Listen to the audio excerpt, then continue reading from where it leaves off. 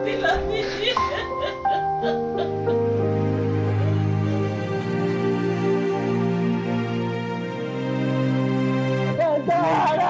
नहीं नहीं नहीं रोते, नहीं रोते, नहीं रोते। जय हिंद साथियों, आज मैं आपको एक मासूम लड़के की दर्द भरी कहानी सुनाऊंगा, जिस कहानी को हिंदुस्तान के सभी लोगों को सुनना चाहिए, क्योंकि ये कहानी अभी पूरे भारत में ट्रेंड कर रही है। ये कहानी है अतुल सुभाष की। ये एक ऐसा व्यक्ति रहता है जो अपनी पत्नी के चलते आत्महत्या कर लेता है। बहुत सारे ऐसे पति हैं जो अपनी पत्नी से काफ़ी ज़्यादा परेशान रहते हैं। दिन रात वो पैसे की डिमांड करती है, हाय पैसा, पता नहीं वो मरेगी तो शायद पैसे से जलना चाहती है क्या। उसी प्रकार की कुछ पत्नी होती है। इसकी भी पत्नी नितिका सिंघानिया उसी तरह की थी, जिसके वजह से यह अपने आप को मारना सही समझा, लेकिन अपनी पत्नी को झेलना सही नहीं समझा। आपके घर को स्वर्ग बनाने का काम करती है आपकी पत्नी, आपके घर को नर्क बनाने का काम करती है आपकी पत्नी, और इसके घर को नर्क बनाई, इसके माता पिता भाई सब पर केस कर दी। इतना भयानक स्थिति की, इसका इतना भयानक स्थिति की कि बेचारा आत्महत्या करना सही समझा और अंततः यह मर गया। मरने से पहले 81 मिनट 47 सेकेंड का एक वीडियो अपलोड किया और अपने आप को एटीएम बताया कि मैं अपने पत्नी का एटीएम था, मैं अपने सास ससुर का एटीएम था जो मुझे इस्तेमाल कर रहा था। यह कहानी की शुरुआत होती है 2019 से। 2019 में एक लड़का रहता है जिसका नाम रहता है अतुल सुभाष, और एक लड़की रहती है जिसका नाम रहता है नितिका सिंघानिया। नितिका सिंघानिया अतुल सुभाष आपस में खुशी खुशी शादी करते हैं। दोनों साल भर बहुत अच्छा रहते हैं, घर में कोई परेशानी नहीं होती है। विशेष रूप से छोटा मोटा झगड़ा होता है लेकिन बड़ा प्रॉब्लम नहीं होता है। साल डेढ़ साल के बाद इन दोनों को एक संतान होता है, जिसके बाद घर का माहौल और भी अच्छा हो जाता है। लेकिन पत्नी इसकी जो रहती है नितिका सिंघानिया, वो सुभाष से हमेशा पैसा मांगते रहती है, जिसके वजह से सुभाष थोड़ा परेशान रहता है। पहले तो कम पैसा मांगती है, 10,000 20,000 का महीना मांगती है। जब बच्चा हो जाता है तो ये ज़्यादा का डिमांड करने लगती है कि हमें इतना चाहिए उतना चाहिए, जिसके कारण दोनों के बीच में झगड़ा हो जाता है। जिस प्रकार पति पत्नी के बीच में झगड़ा होते रहता है तो थोड़ा सा बड़ा झगड़ा हो जाता है। उसके बाद नितिका सिंघानिया, जो ये दोनों पहले जौनपुर में रहते हैं, इस कहानी को ध्यान से सुनिएगा। ये उत्तर प्रदेश में एक जगह है जौनपुर, इस जगह पे है उत्तर प्रदेश के मैप में। यहीं पे ये दोनों रहते हैं, जहां इनका जीवन सुखी सुखी कट रहा होता है। दोनों वेल सेटल रहते हैं, ये भी नौकरी करती है, ये भी नौकरी करता है, ये अच्छा खासा पैसा कमाता है। इसका परिवार भी थोड़ा सा पैसा में अच्छा रहता है, धन संपत्ति, जिसके कारण इस लड़की को लोभ आ जाता है और पता चलता है कि ये लड़की दूसरे के चक्कर में भी रहती है। देखो, महिला तभी खराब होती है जब उसका नज़र किसी और मर्द पे होता है। तो नितिका का भी नज़र किसी और मर्द पे था और केस कर देती है इसके नाम से कि मैं इसके साथ नहीं रहना चाहती हूं, क्योंकि यह हमें 10 लाख रुपया दहेज मांग रहा है। उस समय दहेज हम लोग नहीं दे पाए थे और ये अभी मांग रहा है। इसके वजह से ये बेचारा जाके डिफेंस करता है कोर्ट में कि हम ऐसा कुछ नहीं दहेज वहेज मांगे, ये हम पे दोषारोपण कर रही है। फिर कोर्ट इसको सजा सुनाता है कि तुम जो ये मांग रहा देना पड़ेगा, क्योंकि मर्दों के लिए न्याय नहीं रहा है, सभी न्याय अब महिलाओं के लिए ही रह गया है। ये इस पे केस करती है। दहेज का केस कैसा होता है आप तो जानते ही होंगे। इस प्रकार से ये व्यक्ति परेशान हो जाता है। पहले तो 20,000 का महीना मांगती है, फिर 40,000 का महीना मांगती है। सारा कुछ ये देता है, अपने कमाई का पाई देता है। जरूरत पड़ता है तो जमीन भी बेचता है। इस पे, इसके भाई पे, इसके माँ पिताजी पे, सब पे दोष लगा देती है कि सब मिलके हमको दहेज के लिए घर से मार के भगा दिया, इसीलिए हम अपने बच्चे को लेके यहाँ बेंगलोर में रहे। ये महिला जो है इस व्यक्ति को सबसे पहले 9 केस करता है इसके नाम से, 9 केस, और बेचारा ये 40 बार कोर्ट का चक्कर लगाता है, जिससे इसका समय खपत होता है।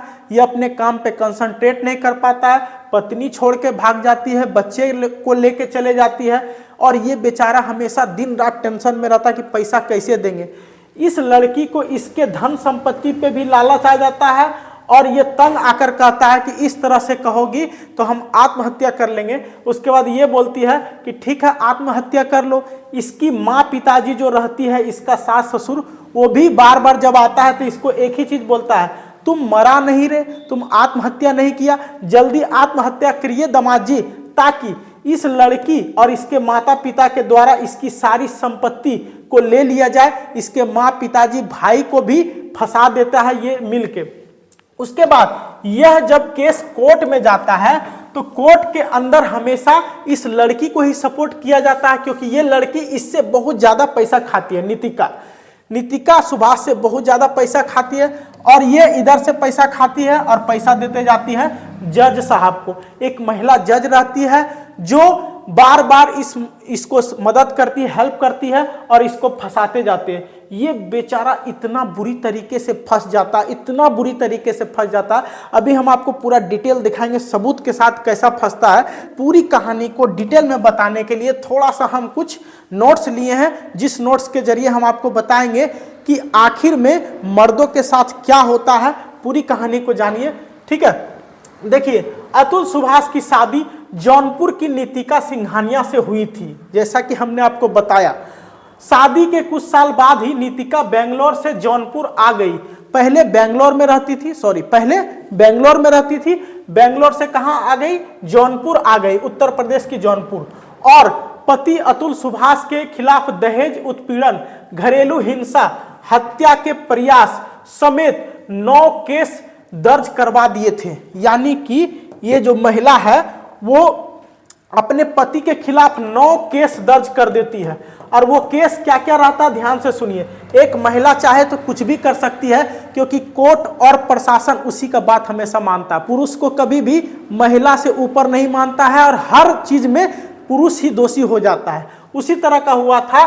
पहले तो दहेज उत्पीड़ना का केस लगाई थी तो पुलिस वाला मान गया कि सही में दहेज मांगता होगा। मानते हैं कि दहेज के कारण हजारों जान जाती है हर साल भारत में, लेकिन हर बार पति ही कसूरवार हो ये कोई जरूरी तो नहीं होता। कभी कभी पति के बारे में भी सुनना चाहिए प्रशासन को, कोर्ट को, लेकिन पता नहीं वो छानबीन करके पति को क्यों नहीं सुनते हैं, हमेशा महिला का ही सपोर्ट करते हैं। तो उसी तरह सबसे पहले दहेज उत्पीड़ना का केस लगाया था, कोर्ट ने ये सही साबित कर दिया। घरेलू हिंसा का केस लगाया था, कोर्ट इसे भी सही साबित कर दिया था। हत्या के प्रयास, यानी कि इसे बोला जाता था कि पत्नी नितिका को मारना चाहता था, उसके माँ बाप को मारना चाहता था, बच्चे को मारना चाहता था। इस प्रकार से टोटल 9 केस दर्ज करवा दिए थे। अतुल ने वीडियो में बताया कि वह बेंगलोर से 120 पेशी के लिए जौनपुर पहुंचे, यानी लगभग 40 बार ये जौनपुर आया था। 120 बार इसको पेशी करना था, लेकिन 40 बार ये बेंगलोर आया था, जिसमें एक बार आता था तो 2 से 3 दिन का समय इसका खपत होता था। सोच के देखिए कि साल 6 महीना इसको केस में ही गुजर गया। कैसे ये नौकरी करेगा और कैसे ये लोग को पैसा देगा। तमाम एविडेंस के बावजूद फैमिली कोर्ट में उनकी सुनवाई नहीं हुई और जब जितना एविडेंस होता था वो देता था अतुल उसको, लेकिन अतुल का कोई बात नहीं सुनता था। क्यों नहीं सुनता था? आपको हमने बताया कि यहाँ पे नितिका इसको जम के पैसा खिलाती थी, क्योंकि ये इससे पैसा ऐंठती थी और सारा पैसा किसको देती थी? जज को। तो आज तो कानून भी बिका हुआ है, वकील भी बिका हुआ है, जज भी बिका हुआ है, प्रशासन में जो पुलिस अधिकारी है वो सब भी बिके हुए हैं। देश हमारा बिक चुका। भले हम लोग अंग्रेजों से आजाद हो गए, लेकिन देश के इस कानून व्यवस्था और देश के करप्ट लोगों से पता नहीं कब आजाद होंगे। हमारा देश आजादी के लिए तरस रहा है। हम अंग्रेज से आजाद हुए, लेकिन इन करप्ट लोगों से आजादी दिलाने के लिए पता नहीं कौन आएगा। आप और हम नहीं सुधरेंगे, इस प्रकार से कानून की धज्जियां उड़ाते रहेंगे, कानून वाले हमारी धज्जियां उड़ाते रहेंगे, तो कभी हम लोग का सुधार नहीं हो सकता है। बेचारे इसी चक्कर में अतुल चल बसे। इतना ही नहीं, जज के पेशकार ने उनसे 3 लाख की रिश्वत भी मांगी। उसके बाद जो जज का पेशी करता वो 3 लाख मांगा। रिश्वत ना देने पर उनके खिलाफ फैसला सुना दिया। और जब रिश्वत नहीं दिया अतुल बेचारा पास पैसा कहां बचा? नितिका तो उसे कंगाल कर चुकी थी। अब जज पैसा मांगा तो नहीं दे पाया, तो जज बार बार इसी पे केस लगा देता था। सुभाष ने वीडियो में कहा, उसके बाद बेचारा जब सुभाष लास्ट में जो वीडियो छोड़ता है, जब तक मुझे प्रताड़ित करने वाले को सजा नहीं मिल जाती तब तक मेरी अस्थियां को विसर्जन ना हो। यानी ये बेचारा मर तो गया, लेकिन उसमें लिख दिया था, वीडियो में बोल भी दिया था कि मैं मर गया हूं, लेकिन मेरे अस्थियों को तब तक नहीं बहाया जाए जब तक मुझे इंसाफ ना मिल जाए। अगर इतने सबूत होने के बावजूद भी अगर उन्हें कोर्ट सजा नहीं देती तो मेरी अस्थियों को वहीं गटर के सामने बहा दिया जाए। अतुल बोल रहा कि मेरी जो अस्थियां हैं उसको गटर में बहा देना, क्योंकि इतना सबूत दे रहे हैं, वीडियो अपलोड किए हैं, दस्तावेज दे रहे हैं 21-22 पन्ना का, ये सारा चीज देने के बाद भी अगर हमें इंसाफ ना मिले तो मेरी जो अस्थि है उसको गटर में फेंक देना, उसे गंगा में बहाने की जरूरत नहीं है। ठीक है। भाई विकास कुमार की शिकायत पर FIR दर्ज की गई। FIR दर्ज किया गया। भाई विकास, जो अतुल का भाई वो विकास FIR दर्ज करवाया। सभी आरोपियों ने अतुल पर झूठे केस दर्ज कराए थे और मामले को रफा दफा करने के लिए 3 करोड़ रुपए मांगे थे। पहले तो 1 करोड़ मांगा था। इसकी पत्नी बोली कि हम तुमको सारे केसों से रिहा कर देंगे, तुम पे जो 9 केस लगाए हैं 9 केस को हम रद्द करवा देंगे, रिहा कर देंगे, तुम हमको 1 करोड़ दो। बाद में जब वो 1 करोड़ देने के लिए तैयार हो गया अतुल, किसी तरह धन संपत्ति को बेच के, तो ये अब डिमांड कर दी कि नहीं 1 करोड़ नहीं 3 करोड़ चाहिए। बेचारा सोचा कि 3 करोड़ तो हो नहीं पाएगा, उससे अच्छा जान ही दे देते हैं, और बेचारा ने जान देना अच्छा समझा, क्योंकि बोला बला तो टलेगा नहीं, 3 करोड़ देने के बाद भी ये छोड़ेगी नहीं जिस प्रकार की ये महिला है। FIR में यह भी आरोप लगाया गया कि नितिका ने अतुल से उसके बेटे से मिलने की इजाजत देने के लिए 30 लाख की मांग की थी, और बेटा से हर बाप मिलना चाहता है, तो अपने बेटा से मिलने चाहा तो बोला 30 लाख रुपया देना पड़ेगा, यानी हर चीज के लिए पैसा मांगती थी। अतुल के माता पिता का रो रो कर बुरा हाल है। इस केस के बाद जब अतुल बेचारा मर जाता है तो उसके माता पिता रो रो कर बुरा हाल है। भाई तो केस दर्ज करवाया, भाई का भी बुरा हाल है, बोल रहा कि हमारा बेटा था, कितना अच्छा कमाता था, एक महिला आई और पूरे घर को बर्बाद कर दी। इसी कारण से महिला जो भी लाया जाए, भले वो थोड़ा कम पढ़ा लिखा हो, भले उसके अंदर कम ज्ञान हो, लेकिन वो संस्कार उसके अंदर रहे, जो माता पिता को देख सके, जो घर को सही रूप से स्वर्ग में परिवर्तित कर सके। देखो उस लड़के का, जो अतुल, सुबह से उसकी माँ का बाप का बुरा हाल है। पिता ने न्यूज 18 से बात की है, न्यूज 18 से इनके पिता बात किए हैं, पर माँ का रो रो कर बुरा हाल है, माँ बात भी नहीं कर पा रही। एक माँ कैसे बात करेगी? उसका जवान बेटा, 35 साल का बेटा मारा गया है, उसका पत्नी धोखा दी है, आज भी कह रही है उसका पत्नी कि हम माँ बाप और भाई से पैसे ऐंठेंगे। बेचारा ये वीडियो डाल दिया, नहीं तो इस तरह का केस भारत में हजारों पुरुषों के साथ रोज घट रहा है, और वो एक फाइलों में दब कर रह जा रहा। कोर्ट उसकी सुनती नहीं है, क्योंकि मर्द है ना, मर्द का कौन सुनता है, हमेशा नारियों का सुना जाता है। ठीक है। पिता ने कहा कि हमारे लड़के को न्याय दिलाएं, और पिता अब चिल्ला रहा कि मेरे लड़के को न्याय चाहिए। बेचारा वो क्या करके गया, आप लोग समझ सकते हैं, पूरे देश को हिला के गया है। और ये न्यूज के बाद भी अगर देश का प्रशासन नहीं सुधरेगा, कोर्ट इस पे अमल नहीं करेगी, तो इससे बड़ा और विडंबना कुछ नहीं हो सकता भारत देश के लिए।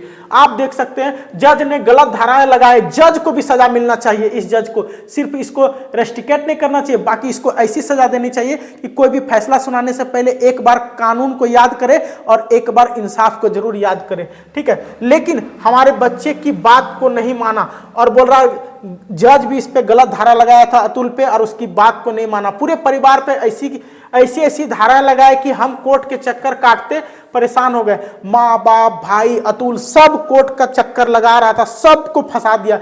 पैसा लूटना था बस। मेरा लड़का हमें देखकर बहुत परेशान होता था, जब भी माँ से मिलता था, जब भी भाई से मिलता था, जब भी पिता से मिलता था, अतुल परेशान रहता था, बेचारा एकदम बेचैन रहता था। वह कभी 2 दिन भी हमारे साथ नहीं रही। और वो जो महिला थी ना, नितिका सिंघानिया, ये चुड़ैल, ठीक है, ये चुड़ैल की बात कर रहे हैं। यहाँ भी देखिए, ये जो चुड़ैल है 2 दिन कभी भी अपने सास ससुर के साथ नहीं रही, अपनी देवर के साथ नहीं रही। जिस तरह की महिला है, ऐसे पत्नी को सख्त से सख्त सजा मिलनी चाहिए, और अभी भी कानून मरा नहीं है। जितने लोग इसके लिए दुआ कर रहे हैं अतुल के लिए कि इसको सजा मिलेगी। देखो आगे मेरा लड़का हम लोगों की परेशानी देखकर ऐसा कर लिया।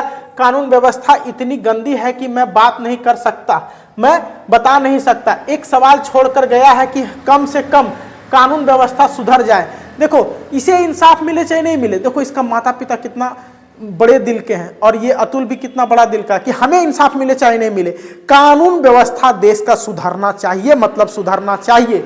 ठीक है। इतनी बड़ी पोस्ट पर था, कोई ये दिन देखने के लिए अपने बच्चे की शादी करता है क्या? माँ बाप बोल रहा कि इतनी बड़ी पोस्ट पे था अतुल सुभाष, कोई अपनी बच्ची की शादी, अपने बच्चे का शादी करता यही दिन देखने के लिए कि उसकी पत्नी आएगी और उसके माँ बाप से अलग कर देगी और उसको जान तक हथने के लिए, यानी कि आत्महत्या करने के लिए मजबूर कर देगी।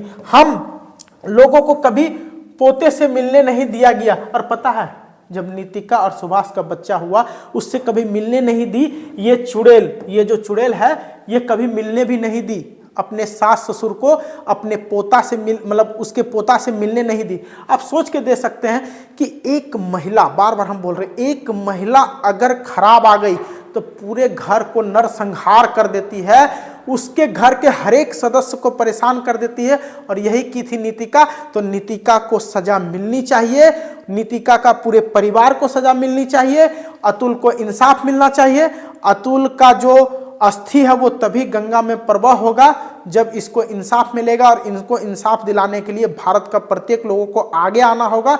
साथ ही अगर कोई पत्नी, मेरा रिक्वेस्ट है सभी जितनी भी महिला हैं वो अपने पति को सही नज़र से देखें और उनको हमेशा सपोर्ट करें। हाँ, वो गलत हो तो आप उसको सपोर्ट ना करें, लेकिन आप अपने तरफ से हमेशा अपने पति को सुधारने का प्रयास करें।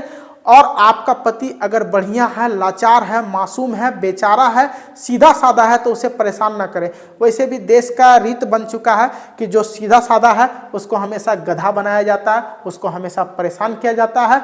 ऐसा बिल्कुल ना करें, क्योंकि कोई व्यक्ति अगर सह रहा तो उसके अंदर के सहन शक्ति को ऐसा मत देखें कि वो कभी कुछ कर नहीं सकता। अतुल बहुत कुछ करके चला गया है, देश को एक सबक दे के चला गया है, जिस सबक के जरिए देश इनकी बातों को मानकर और कानून अगर इनके अनुसार चले, ये जितने सबूत दे के गए, तो देश में उन महिलाओं को सबक मिल जाएगा जो इस तरह के करतूत करते हैं नीतिका की तरह। फिलहाल आज के लिए इतना ही। उम्मीद है यह कहानी आपको पसंद आई होगी। जय हिंद।